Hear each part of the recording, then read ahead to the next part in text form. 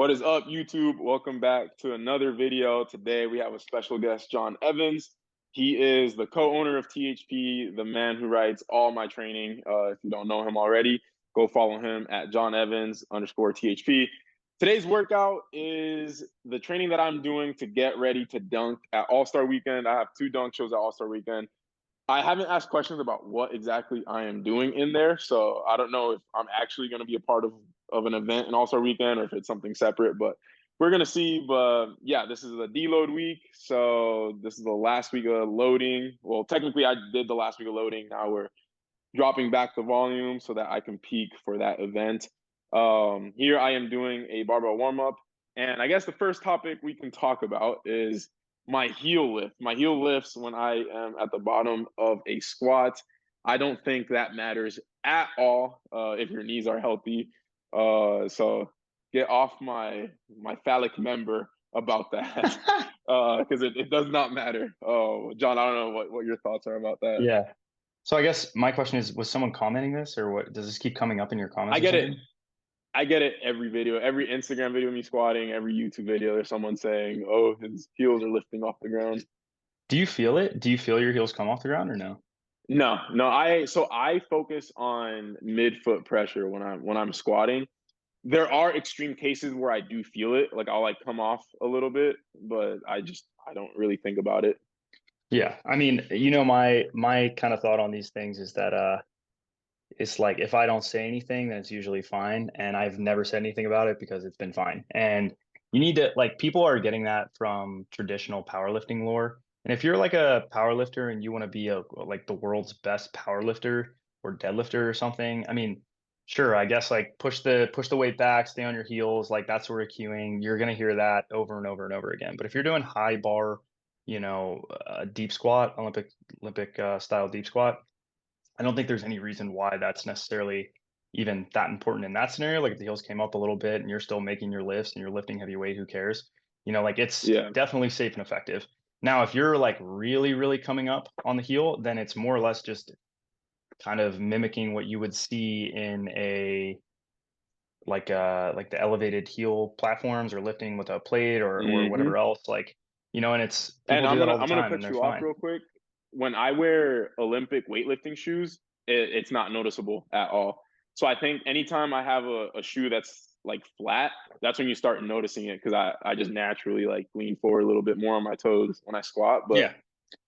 an Olympic Yeah. lifting shoe is elevated already, so it's already like I'm hitting the same angles where I would with like a flat shoe. He's hitting the Um, same angles. So the other thing I was gonna say is the shoes that you're wearing, I think are the Metcons, the Nike Metcons. Those are super flat. I mean, they're basically like a Converse. And I yeah, don't think that there's anything wrong with that shoe. I actually like lifting in flatter shoes sometimes for deadlifts and stuff like that. So I think one of the things that people need to remember is like the more that you kind of elevate the heel up, the easier it is for you to get into dorsiflexion. And I think at a certain point, if you're really, really, really far up on the toe, it could cause shear forces on the like actually on the knee because your femur would actually be like sliding forward so far. yeah, Like your femur is like almost tilting downwards, like sliding down a hill. Trying to generate force out of that hmm position would be really, really, really difficult, especially if you don't have like thick thighs where your calf and thigh aren't resting on each other. If you watch a lot of like big old weightlifters or powerlifters lift, they'll literally just sit on their thigh and it makes the lift way easier and the leverages and things like that are kind of advantageous for them. So that's why deep yeah, squatting with big fat thighs is good. It's easier. If you're a little skinny guy, like yeah, and you look like a frog in the bottom like you do. I mean, you're not skinny, but like you're not a massive weightlifter. So yeah. All right. So second thing, well, I guess the first exercise that I got into was deadlifts. This has been the focus of my training for the last 2 cycles because there is a correlation with, at least before I tested 50, it was when my deadlift and my back squat were both really, really strong. Recently, my deadlift after doing the elastic cycles dropped off by like 50 pounds in strength. This workout, I believe I worked up to 93%, which was 445. It looked really good, looked really easy. So my strength is back up. But my back, I text John after like all my lifting sessions, like it has been hanging on by a thread. And I recently sent John a video of this strong man. He's like one of the strongest guys on the planet, and he was basically saying that like deadlifts are too high risk for athletes, which honestly I kind of agree with him, just because it's very rare for someone to have like really good technique. I would consider my technique like close to perfect as far as keeping my spine stable. And it's still like when you add in deadlifting with back squatting, where I'm going into a little bit of butt wink, and then adding dunking, where I'm also going into spinal flexion, it might be a little too much. Uh, yeah, what do you think about deadlifting? Do you think athletes should do them or not? First, I just want to say I like the purple plates, and I think you should use those from now on instead of the 45s because they look fantastic, and I think it would look sick to have purple and freaking I don't even know what other color, but like who uses purple Yeah, plates? No one. So I just want to say that. Second thing is, I think that for deadlift, like I never, I don't want to say never. I rarely programmed it really early on in my coaching career when I was working with a lot of track and field athletes. I kind of viewed it as okay, if I'm doing power cleans or I'm doing hang power cleans or power snatch or clean pulls, I'm already doing a lot of pulling. And if I'm going to do a triple extension exercise in the form of a back squat or a front squat after this, then I don't necessarily need to do more pulling. I don't need to pull heavier if I'm already going to be doing these exercises.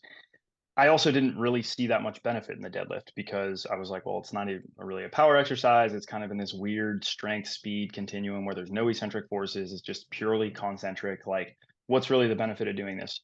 As I've gotten a little bit more advanced in coaching and learned more, and some of the newer research has come out about the importance of concentric strength in some stretch shortening cycles, I've I've shifted somewhat towards being more okay with deadlifts, and especially seeing some of the adaptations and the ways that you've responded to deadlifts. I think that they are beneficial. I think that the volume and dosage is very, very important. I think that if you're gonna do what you do, which is dunk for 2 hours Saturday and then try to do a heavy deadlift session paired with a back squat during the week at any point, it's too much. And I think it's probably very dependent on the person and the cycle. So I think deadlift's yeah, great. I think it really has a lot of benefit for specifically 2 foot jumpers. For 1 foot jumpers, I haven't seen a ton of correlation with it.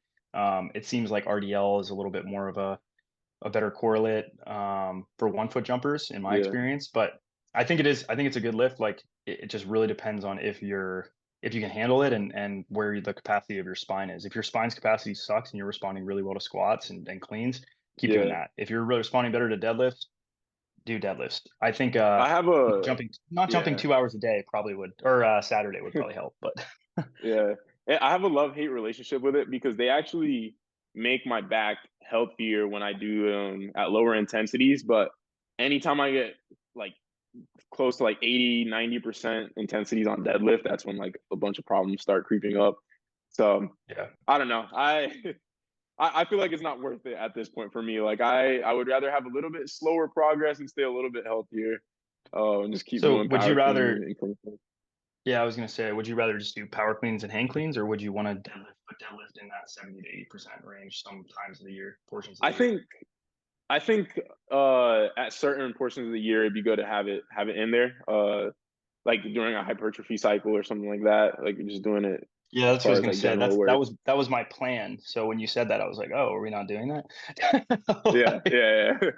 Yeah. But Which is funny. A lot of people probably wouldn't use deadlift for hypertrophy, but we're gonna be creative, and that's a time where we can drop the intensity such that you'll probably respond positively to it. yeah. Especially because deadlift, the endurance of your spine is really, really important in general, right? Like that's pretty much what McGill says Mhm. is your ability to handle bracing under whatever time interval. Yep. Yep. All right. So But having said all that, let's look at my top set of deadlift. I don't think I ever sent it to you, but this was 445, and it oh, you got moved two pretty well, I would greens. say. Look at that bars Yeah. bending, baby. That was pretty good. Can you play that back Yeah. again or no? I should be able to. Let's rewind. Yeah, you can just see a little bit that anterior tilt as you go to pull just slightly rolls off just a little Hmm. bit because you're just pulling so heavy. So I think it's just one of those things where Yeah. you're already anteriorly rotated and you have a freaking giant glutes because of jumping and lifting and stuff like that. And pause. And you have to you have to keep that in mind. A lot of people miss, like, they look at glutes and or they look at like someone's pelvis and their butt sticking out or whatever, and they're like, oh, they're, they, whatever, they have like a fat ass or whatever. No, that's not the truth. You probably just have the anterior pelvic tilt.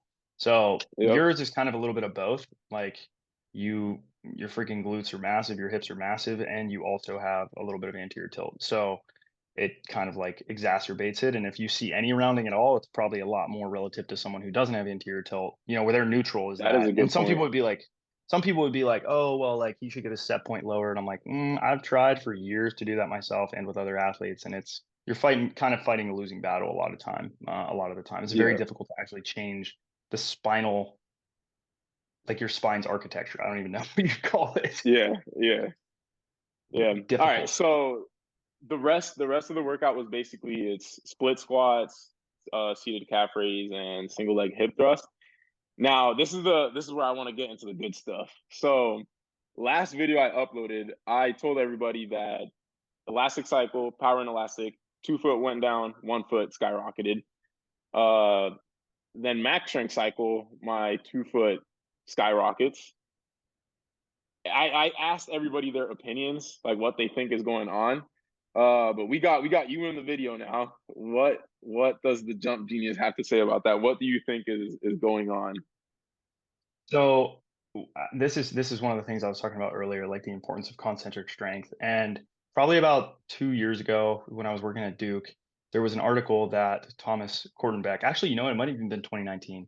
Uh, Thomas Kortenbeck posted this article from a researcher that was looking at the gastroc and soleus complex, or your triceps surae, and looking at how it was actually shortening during a uh, eccentric muscle or joint action, meaning like, the ankle was going into more flexion or dorsiflexion, but somehow the muscles that should have been lengthening were shortening. And it didn't really make sense because traditionally we're taught that anytime, you're doing an eccentric muscle contraction or like an eccentric joint action, that the muscle should be lengthening. But for some reason it was shortening. And the reason why it's shortening is because if that happened, well, like if you're going into, when I move my wrist this direction, these muscles should be lengthening. And if they're not, and the muscle is actually shortening, then that means the tendon's actually stretching, because that's the only other location for you to be able to go into that range of motion. So if the tendon's stretching and the muscle's pulling concentrically or isometrically, then there's way more of an emphasis on those variables than we previously thought. And so it actually flips the script on everything we've ever been taught about the force velocity curve. I'm going to say that again. It flips the script on everything we've ever been taught about the force velocity curve. And I think that Say it a third time. Say it a third I'll time. say it again. I'm gonna say it a third time. This is super important. It flips the script on everything we thought we understood about the force velocity curve. Because Because now, traditionally, what have they said traditionally before traditionally, about training? you would typically go from concentric being the most general, non-specific thing, the thing furthest from, the activity that you want to get better at, and eccentric work and fast eccentric work and elastic work being the most specific to the thing you want to get better at, in this case, jumping, right? So across that continuum, intensity is coming up, right? Slow, heavy squats are not as intense as fast, heavy squats are not as intense as drop squats are not as intense as plyos. Plyos are the most intense thing. The least intense thing is heavy back squats, right? From just a pure force output, kind of perspective. What we saw with you is that actually your 1 foot skyrocketed up, right? And that makes sense because that whole line of reasoning was applied to field sports, court sports, track and field, high jump, long jump, sprinting, sports where the demand on elastic activity and very short ground contact times is very, very high, right? Those are the activities where you're pushing very, very quickly over very short intervals. Dunking is actually not, there's no time component. You could spend as long on the ground as you want. Not that you necessarily should or shouldn't, but if Isaiah squats deeper to jump higher, it doesn't matter. It's not, he doesn't lose points for that. So if he hits the Mm-hmm. dunk or jumps higher, that's what matters. Same thing with shot put. Shot put, if you want to spin however you want to spin, or you want to glide or spend as much time as you want to spend on the ground, you can do whatever you want to launch that ball. Hammer is the same way, discus is the same way.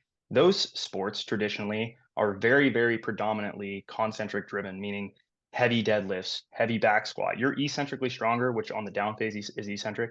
You're like 200% stronger eccentrically, I think, before there's actual failure. And so what we're seeing is this shift away from what we previously thought jumping in general was all lumped into, and bilateral jumping specifically is very different. The driving factor of bilateral jumping or 2 foot jumping is very different than 1 foot jumping. And so that whole paradigm is flipped. So now when I write Isaiah's programming, the eccentric work that was supposed to be, or the elastic work slash eccentric work that was supposed to be very specific, is actually relatively non-specific now, because we see that his vertical comes down. It's not a fatigue effect. We give him multiple months to bounce back, or we run a cycle for a long time where he's low fatigue, low volume of elastic work outside of jumping, which he's doing all year. So we know he's adapted well to it, and he's jumping worse. And so it's like, okay, how are you jumping worse when you have low fatigue, high specificity, right? And a lot of accumulated training load? You should be jumping well, but he's not, because he's actually detraining from the key performance indicators that need to get better, which is concentric force production. And the reason for that is because when he's going into that eccentric joint action, meaning squatting down into his jump, all the muscles should be lengthening, but that would actually unstretch the tendon. And so he's so strong while he's going downwards, he's actually pulling the tendon even further apart while the joint is also pulling the tendon. So he's pulling the tendon on both sides during the down phase or the squatting of his jumping action so he can explode out of the jump. And if you're not strong concentrically, you're not able to take advantage of that. And you have to be really, really, really strong to fully take advantage of it. So that's what I think is happening. That's why I think it's super important. And I think that we're going to start to see a lot of shifts in what we once thought when it comes to some of this stuff. So Yeah, and it's interesting too because nobody I mentioned it before. There's nobody with a 48 to 50 inch vertical that we can do studies on consistently. I'm kind of yeah, the guinea pig for these you're an things. N of one. And the thing is, we've repeated this several times now. We've repeated this now 2 or 3 times. Like, it's repeatable. We're seeing this over and over again. And Isaiah traditionally responds, in a textbook manner to training, right? Like, people were like, oh, we don't have enough data on elites and stuff, which Isaiah just made that point, which is true. But Isaiah generally responds with the data that we do have about elites that in that way. But we have no data on elite 2 foot jumpers when it comes to research. And sometimes people will make the argument, well, research is dumb, it doesn't matter. Research does matter, absolutely. There are things that we know about this stuff. And how else would I have come to that conclusion about concentric muscle contractions had I not even ever looked at research? So Yeah, yeah, you exactly. are the pioneer. You're the trailblazer, We'll baby. see. We'll see what happens. We'll see what happens this year with our new theories.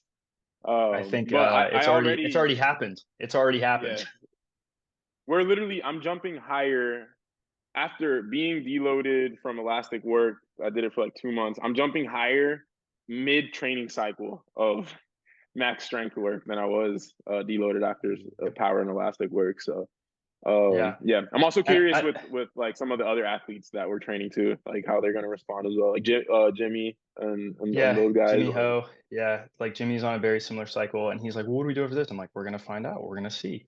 And I know Jimmy's vertical was depressed during the heavier portion of the cycle. I think yours was too, during the heaviest loading periods. Yeah, And it's possible that, he will jump worse when he deloads off of this. But we've talked about front loading the week and letting him deload during the weekend, basically, to get those high level dunk sessions and then still maintain the concentric strength, which is really important. And so it's possible that he'll jump super, super high and we'll start hitting new PRs. He's also very strong, but he's short, so he needs to be even stronger than he is to match your strength levels. And I've made that a point to him many yeah, times. So it depends on if he gets stronger, and it also depends on how he handles the volume, and recovering from the volume. If he gets stronger and he recovers well from it during the deload week, I expect him to jump higher. But it's yeah, also possible that, again, this is a theory, this is a hypothesis. So if we can't retest it and we can't demonstrate this to be the case, then we'll start altering some things and trying to figure out why certain things are happening. But at least we have a hypothesis that we're testing. yeah, for sure. All right, but that is the end of the video. Guys, if you want to get coached by me and John in a group chat, you'll have access to both of us. Go to THPStrength.com. You're going to be able to fill out a survey. We'll see if you're a good fit for our coaching. If you are, we'll hit you up to see if you want to join the team. Other than that, make sure to like the video, comment any questions. I generally do my best to answer as many of the comments on my YouTube videos as I can, just because I feel like you guys ask them interesting questions. So yeah, make sure to leave any comments, subscribe if you haven't, and I'll catch you guys next time.